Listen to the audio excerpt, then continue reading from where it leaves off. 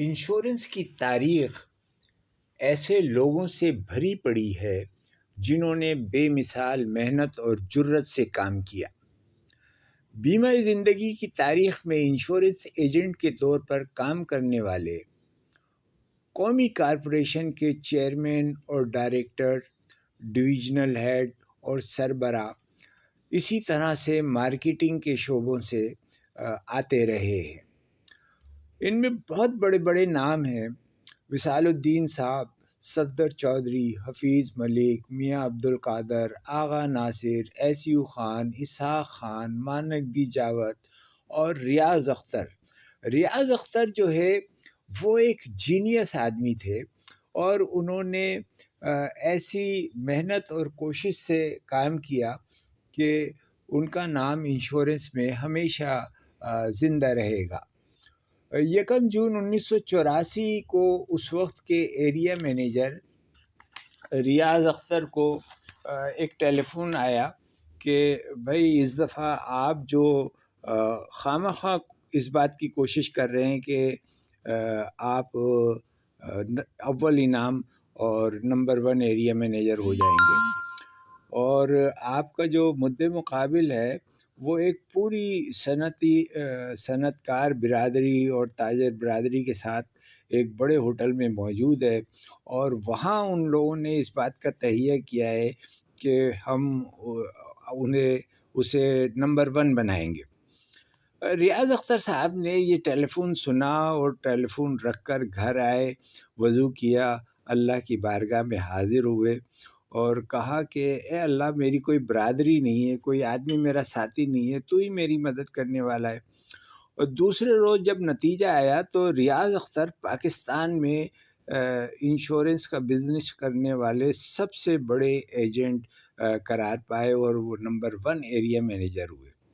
اس کے بعد ریاض اختر نے پیچھے مڑ کر نہیں دیکھا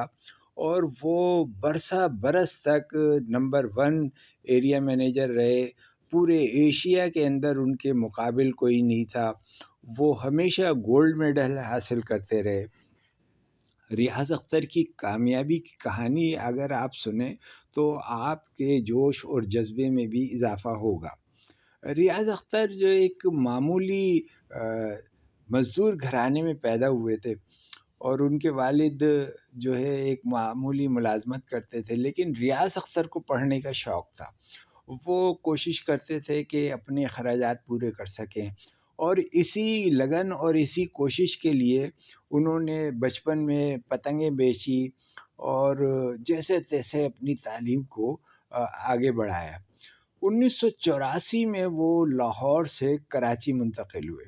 یہاں بھی انہیں پڑھائی اور ملازمت دونوں کام کرنے تھے اور وہ یہ کام کرتے رہے۔ اپنے تعلیمی اخراجات پورا کرنے کے لیے وہ مختلف اشیاء فروخت کرنا شروع کی انہوں نے۔ 1962 میں وہ لیاری کے ایک اسکول سے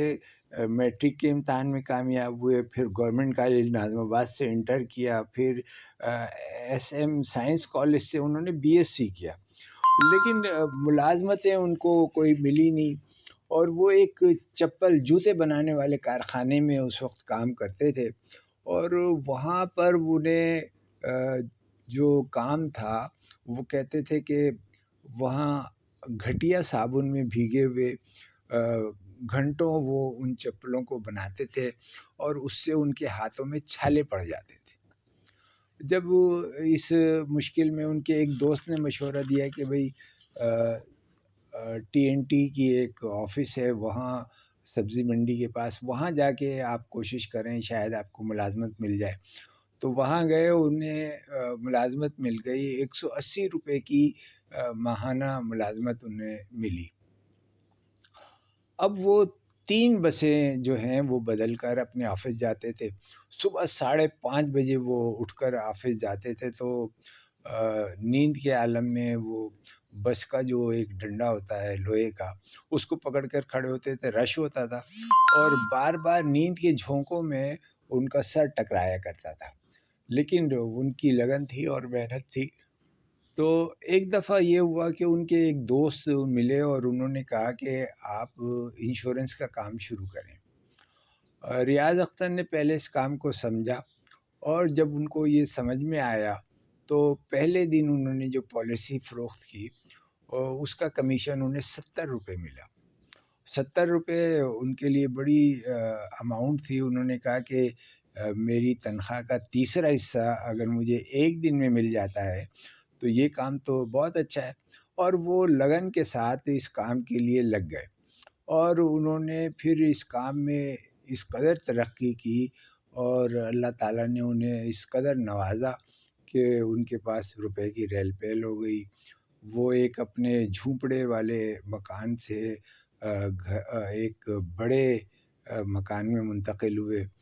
کار خرید لی، اور وہ 1984 میں نمبر 1 ایریا مینیجر بنے، اور اس کے بعد 90s تک جو ہے ریاض اختر کا ڈنکا بجتا رہا۔ تو ریاض اختر صاحب نے یہ جو سب کچھ کیا وہ ان کی محنت، لگن اور خلوص تھا۔ وہ لیاری کی جھونپڑی کو چھوڑ کر گلشن اقبال میں اپنے بنگلے میں منتقل ہوئے، اور وہ اکثر کہا کرتے تھے کہ میں لکھ کر دیتا ہوں، اگر انسان محنت کرے، اس کی نیت میں خلوص اور ایمانداری ہو تو اس کو کامیابی سے کوئی نہیں روک سکتا۔ اور انہوں نے بہت سارے ایریا مینیجرز تیار کیے، اور ان کے کانفیڈنس لیول جو تھا وہ بڑا زبردست تھا۔ وہ جب فروخت پر جاتے تھے تو پورے جوش اور جذبے کے ساتھ اور پوری یعنی کہ ایمانداری کے ساتھ وہ پراسپیکٹس کو جج کرتے تھے، اس سے بہت سارے سوالات کرتے تھے۔ میرا ان کے ساتھ کئی جگہ پر جانے کا اتفاق ہوا ہے۔ ایک تاریخ روڈ کے ایک تاجر کے پاس وہ گئے، اور ان کے ڈرائنگ روم میں بیٹھنے کے بعد ریاض اختر نے پہلے تو ان کے بچوں سے انٹرویو شروع کیے، اور بچوں سے کسی سے تعلیم کے بارے میں پوچھا، کسی سے پوچھا کہ بھئی تم کیا کرو گے، اور جب انہوں نے سب بچوں سے بات چیت کر لی اور تاجر سے بھی بہت سارے سوالات کر لیے، تو اس کے بعد انہوں نے کہا کہ آپ ان چاروں بچوں کی 5-5 لاکھ کی پالیسی بنوائیں، اور انہوں نے وہ پالیسیاں بنائی، اور اسی طرح سے اس تاجر کی بھی 20 لاکھ کی پالیسی بنائی۔ تو ایک ہی نشست میں وہ 5 پالیسیاں بنا کے اٹھے، اور یہی ان کا کمال تھا۔ ایک دفعہ ایک لیڈی ڈاکٹر کے پاس گئے، وہاں بھی انہوں نے لیڈی ڈاکٹر صاحبہ سے اسی طرح کے سوالات شروع کیے،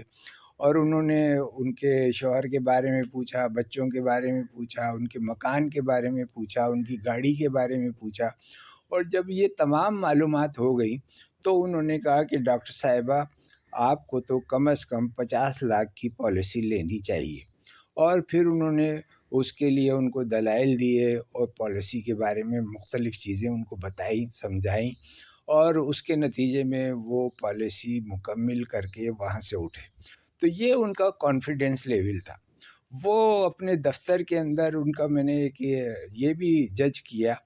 کہ دوپہر کے وقت جو ہوتا تھا عموماً تھوڑا سا آدمی سکون میں بیٹھتا ہے اور کچھ سکون سے اپنا آرام کرنا چاہتا ہے، لیکن اس وقت میں بھی وہ اپنی لیڈی سیکرٹری کو ایک رجسٹر تھما دیا کرتے تھے۔ اس رجسٹر میں بہت سارے ٹیلی فون نمبر لکھے ہوتے تھے، اور اس زمانے میں لائن رینٹ ٹیلی فون ہوا کرتے تھے، تو وہ ان کی سیکرٹری ایک ایک ٹیلی فون پہ ملا کر ان کو بات کراتی تھی، اور اس کے اندر وہ انشورنس کی بات کرتے تھے اور لوگوں سے،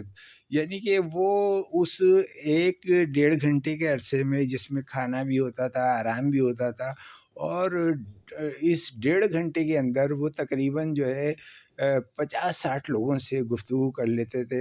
اور ان سے وقت بھی طے کر لیتے تھے، اور ان کے پلانس بھی ان کو سجیسٹ کر دیتے تھے، اور بہت ساری چیزیں وہ اس طرح سے کر لیتے تھے۔ میرے لیے بڑا یہ حیرت انگیز تجربہ تھا کہ ریاض اختر جو ہے وہ کس طریقے سے اپنے کام کو منظم کرتے ہیں، اور ایک اچھے مینیجر کی مثال بھی یہی ہوتی ہے، اور ایک اچھے ایجنٹ کی مثال بھی یہی دی جاتی ہے کہ وہ اپنے کام کو منظم کرتا ہے اور اپنے کام کو آگے لے کر چلتا ہے، اور یہی اس کی کامیابی کی ضمانت بن جاتی ہے۔